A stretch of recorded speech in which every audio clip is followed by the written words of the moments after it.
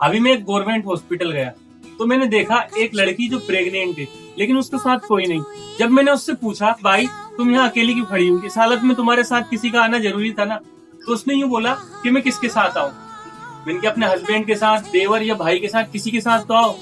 मेरे हस्बैंड की कुछ दिन पहले एक्सीडेंट में मौत हो गई है और मैं अकेली हूँ, फिर तुम रहती किसके साथ हो? क्या अभी तो मम्मी पापा के साथ रहती हूँ।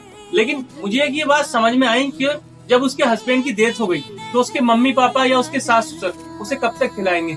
मैंने उससे पूछा तुम पढ़ी लिखी कितनी हो? तो उसने बताया कि नहीं मैं पढ़ी लिखी तो नहीं हूँ, मैं तो 7th क्लास तक पढ़ी हूँ। तुम्हारी शादी कितनी उम्र में हुई? तो उसने बोला कि 17 साल की एज में मेरी शादी हो गई थी। तो मेरा सवाल आपसे ये है कि हम हमारी बहन बेटी की शादी करने में जल्दबाजी तो बहुत करते हैं, लेकिन ना उन्हें कोई ऐसा हुनर देते हैं, ना हम उन्हें उनके हिस्से की शिक्षा दे पाते हैं। 17 से 18 साल की उम्र में उनकी शादी करके उन्हें शादी के बंधन से बांध देते हैं। शादी के बंधन में बनने के बाद वो मजबूर हो जाती है, ना तो वो खुद पे ध्यान दे पाती, ना अपनी शिक्षा पूरी कर पाती और ना कोई हुनर सीख पाती।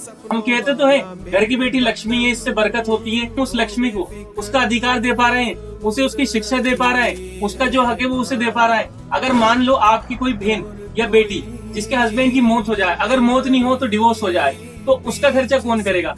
तो मेरी आप सभी से ये अपील है, आप अपनी बहन और बेटियों की शिक्षा या उन्हें कुछ ऐसा हुनर सिखाओ, अगर कल को तुम्हारी बहन या बेटी के साथ ऐसा हादसा हो तो वो खुद को संभाल सके, खुद का पेट पाल सके। क्योंकि ये जमाने की सच्चाई है।